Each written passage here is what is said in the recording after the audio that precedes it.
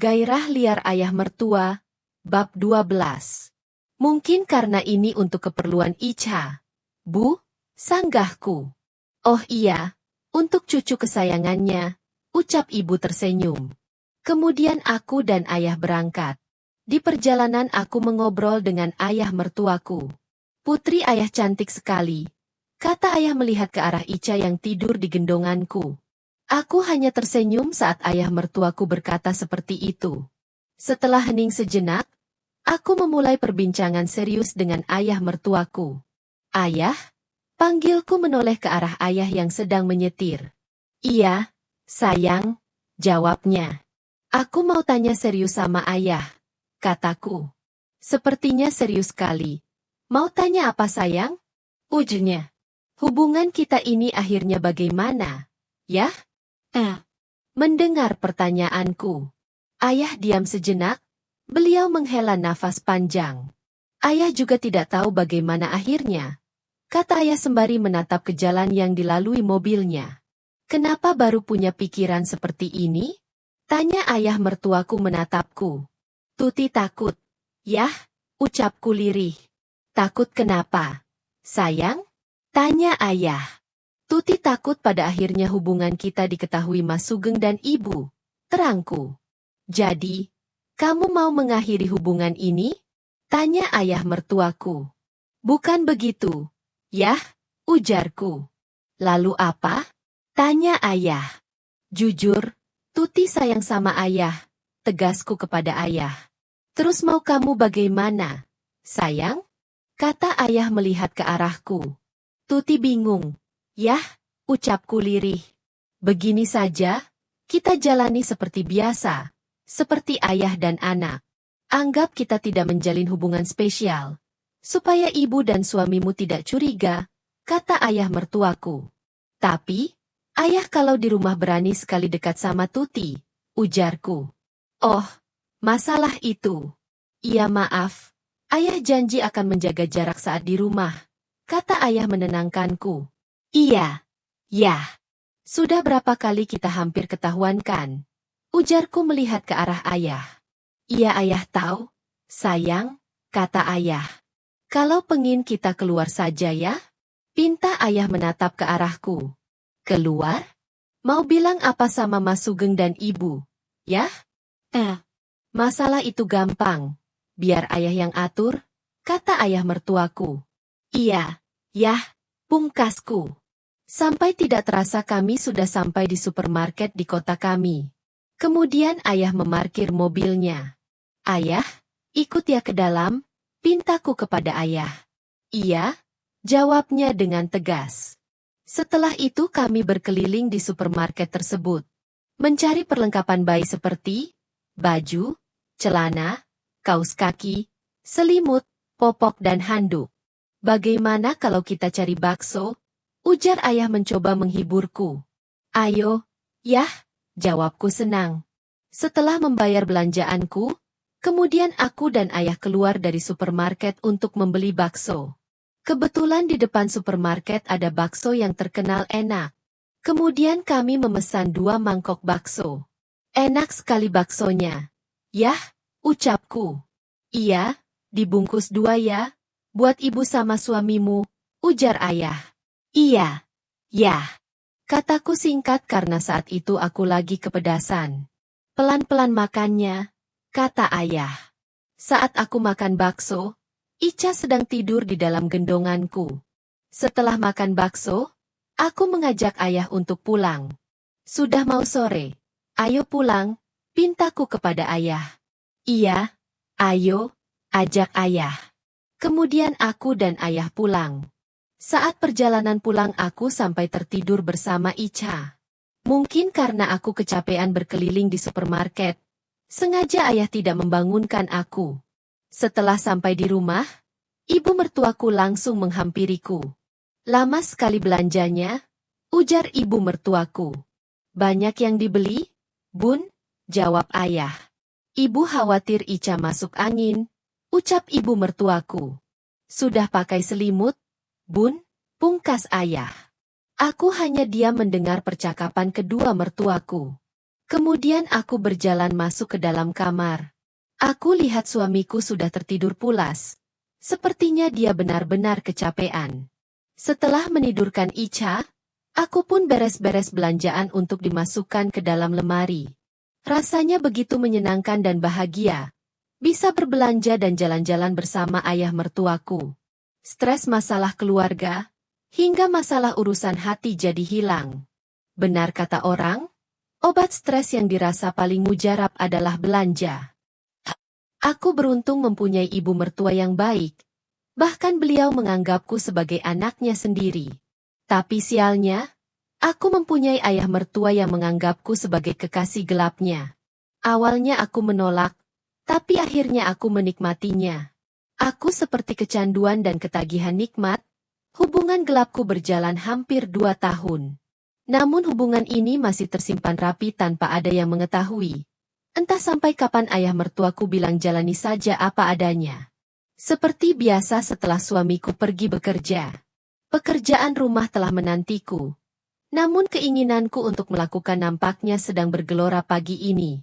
Karena sejak Icha lahir, aku belum melakukannya baik dengan suamiku maupun dengan ayah mertuaku. Karena hubunganku sudah lama dengan ayah, jadi aku sudah tidak malu-malu lagi untuk memintanya. Kebetulan saat itu ayah mertuaku lagi menonton TV, lalu aku datang menghampiri beliau. "Ayah," panggilku sembari duduk di sampingnya.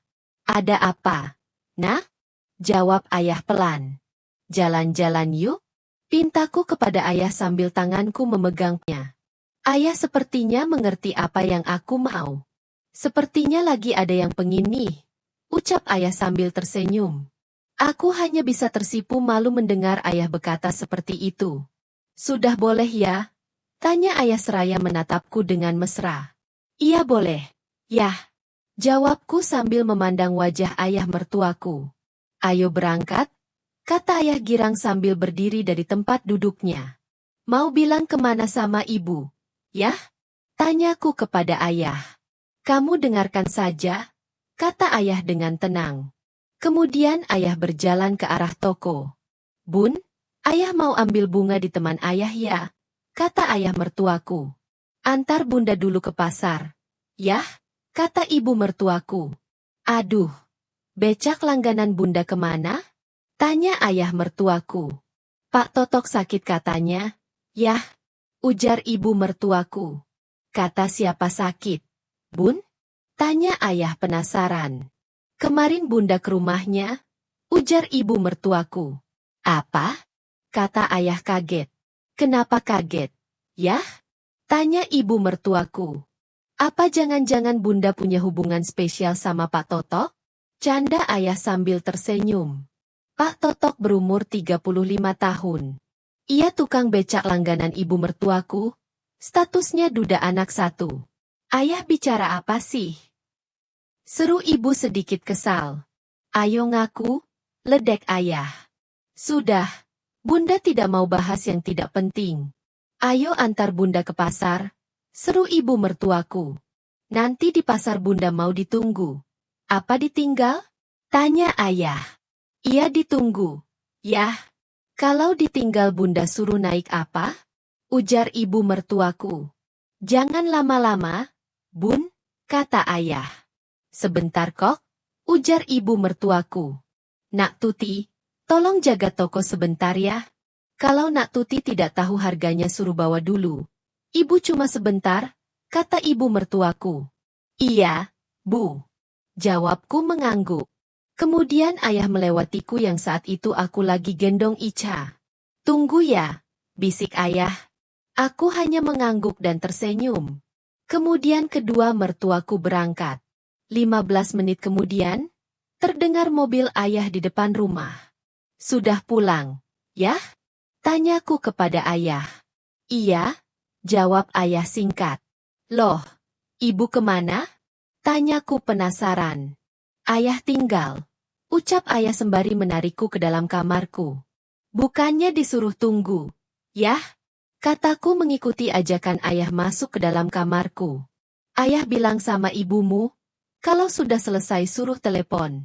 "Ayah bilang sama ibumu mau beli makan," terang ayah. Ayah, gumamku.